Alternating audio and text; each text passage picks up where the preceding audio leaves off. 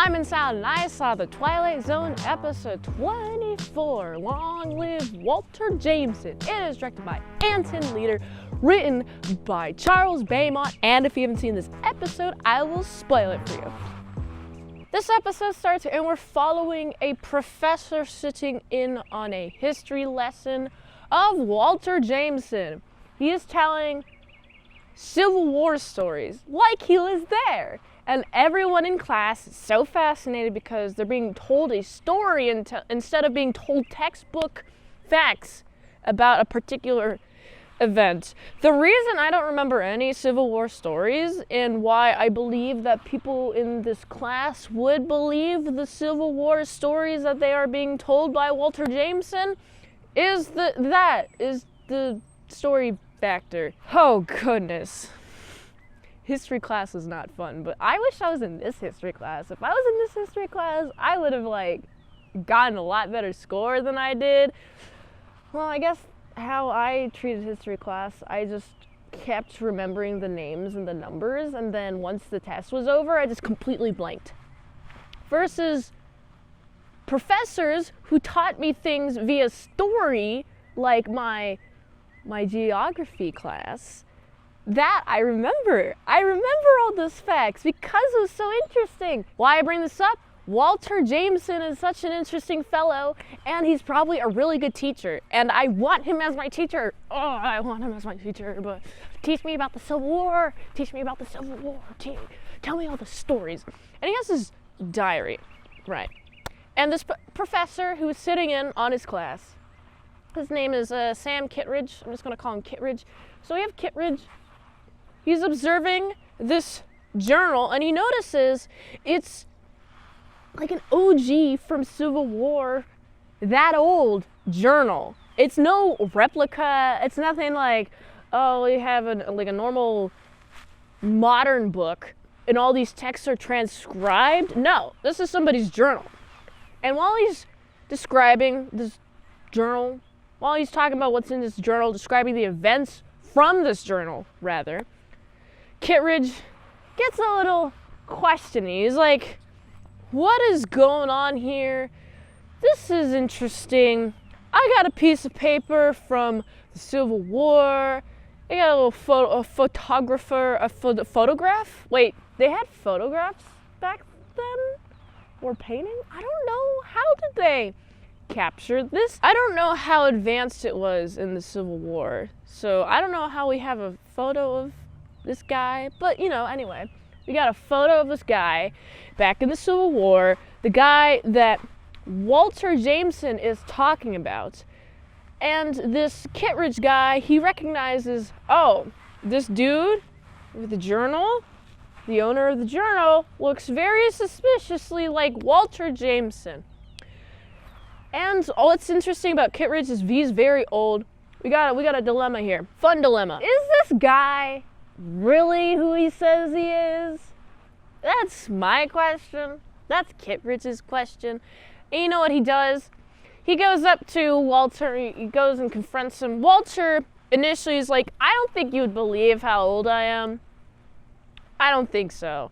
And what's interesting is that Walter wants to marry the daughter of Kittredge. And so Kittredge and Walter are having a fun little talkity-talk. Hey, how old are you? I think there is an age difference. I think there's clearly an age difference. First of all, I haven't seen you age in all of the years that I've worked with you as a professor. Those stories that you're talking about is just so convincing. It's too convincing. It makes me feel like you're actually there. How old are you, like 50? The documents that you gave when applying for a job said you were this age, and then now you're telling me you're this age? How old are you? This is so sussy behavior. Like, I wouldn't want you to marry my daughter because of the sussy behavior. And then we have Walter. He's like, I don't think you'll believe how old I am. 2,000 years old. 2,000 years old? What? Okay. Twilight Zone takes place, I presume, within the 1950s or the 60s. 2,000 years before that? That's before Christ. That's literally, there's BC and AD, so, or dealing with a guy who lived all throughout the millenniums, the new millennium, the old millennium, the millennium before zero, and then want to go. How does time work? Why does time work with an AD BC system? Jeez, I hate it so much. It's too confusing. But anyway, we got this guy, he's 2,000 years old, and he's like, yeah, I've seen it all. I was friends with Plato. And I was like, okay, why? How did you get this old? Why are you this old? And I like the story that he tells, right? Here's the story that he tells. Walter is very sad about his mortality. And what's interesting is he's like, oh man, how do I not die, right? He goes to his alchemist. One day he goes to his alchemist. He's like, hey, I don't want to die. I want to live forever. You know what this alchemist does? All right, here we go. Let's take you to the place. Let's take you to the place. It's going to be all mysterious. You're not going to know what's going to happen. You're not going to know what the procedure is that I did. All you're going to do is you're going to wake up, the alchemist is gone, and you've just not aged. I do like the added detail, right? Because it's very human. Where he's like, I didn't know it was like working at first because I didn't really feel any different. And then when I saw my wife and my children die, I was like, oh, that alchemist did good, actually. He did the job. And then what's fun about Walter is this. He says this fun line. You know, death is the punctuation to a life sentence. Death is the only thing that gives life meaning. And I learned this the hard way. Like, oh, geez. Oh, boy, Walter, I hope you're able to somehow die soon. This Walter guy, he's changed names throughout millennium, 2 millennium at least. I bet he's saying 2000 when it's probably just easy to say that. He's probably older than that, but that's my guess. But I do think this guy, he's like, every day I wake up or I go to my desk or whatever. I go to my desk, there's a revolver, I pick it up, boop, put it on the desk. Am I going to do it today? No. He's too much of a coward to just end his life after 2,000 years. I mean, this is him saying this. This is not me saying it. It's him saying it to me. And I'm like, yeah, I agree. You're too much of a coward to off yourself. And because, I'm only saying this because you complain. You complain about living. And I'm like, dude, you've had 2,000 years. People don't even get 100. Okay? Like, you've had enough. You've had enough time. But also part of me is like, I want to see how long he lives. Like, you got a guy who's living 2,000 years. I want to see that go up. I want to see that number go up. So I'm kind of like divided in this. Either part of me is like, yeah, just, you know, just serve yourself another day of living. You've already had 2,000 years of it. On the other hand, I'm like, just keep going. Let's see if you can hit 3,000 or 4,000, 5,000 years old. But it's going to be an excruciating 3,000, 4,000, 5,000, however many years he decides to live on. A lot of different civilizations come and go. It'll be interesting. I'm actually really interested in his perspective, but he doesn't like give his perspective on the world, except for the very beginning when he's talking about the Civil War. Anything else, he doesn't really give his perspective on the world. He kind of is just talking about how much he just hates living. And of course, Kittredge is like, I don't want you to marry my daughter because you're too old. And then the daughter comes in and she's like, what? What? Why not? Why not, father?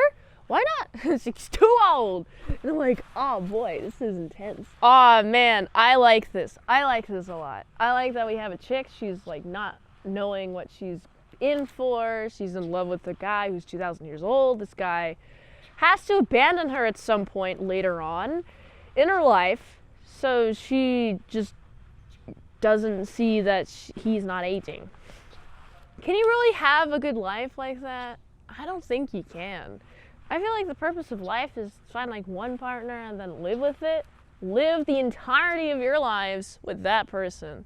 So that's what I believe. So this guy, this Walter guy, is not living life. What point does he have to live? Honestly. So then we have this chick, really, really old chick.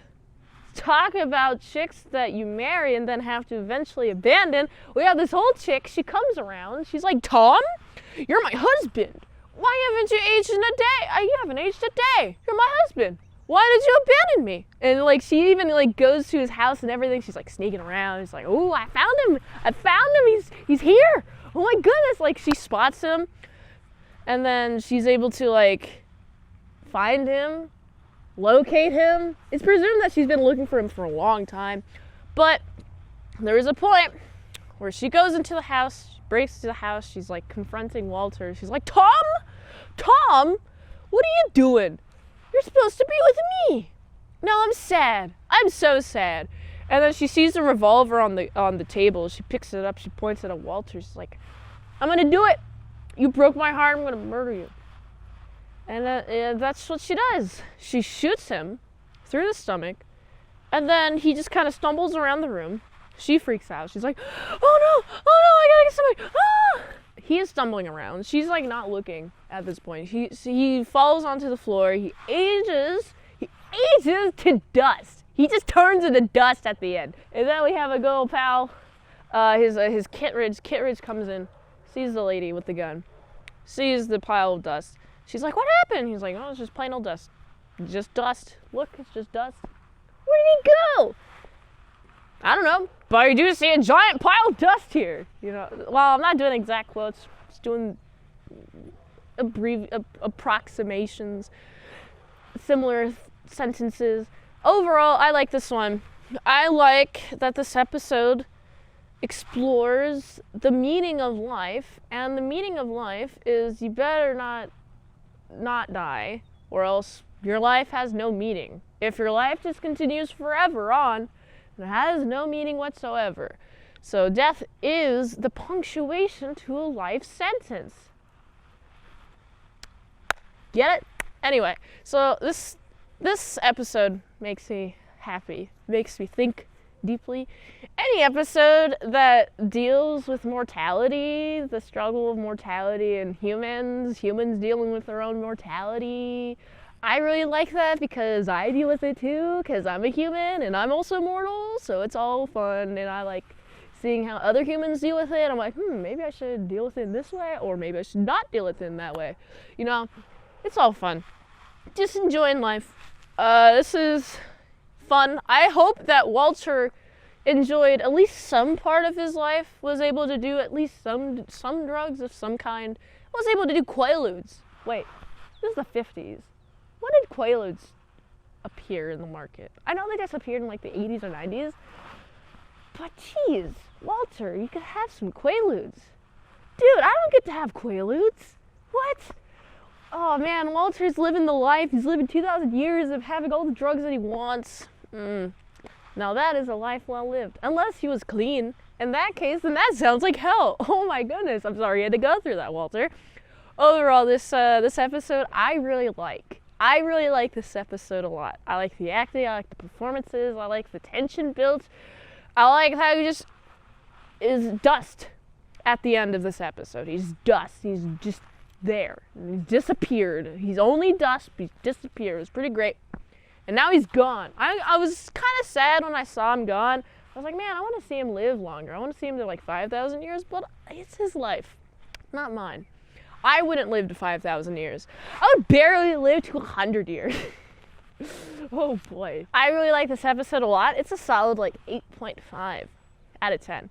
If you like this review, watch another one. The platform really likes that. If you want to fast track a movie review, you can do that for $20 redeals at patreon.com/ASEPresents. And if you like else for the daily grind and just buy them daily movie reviews, go to some links.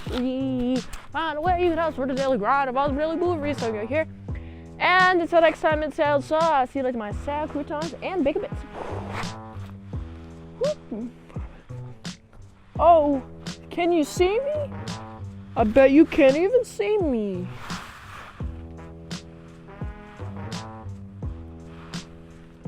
Can you see me now? Bet you can't even see me. Bet you can't even see me. Hi, you can't see me. Ooh. I don't know why I'm doing this. This is fun.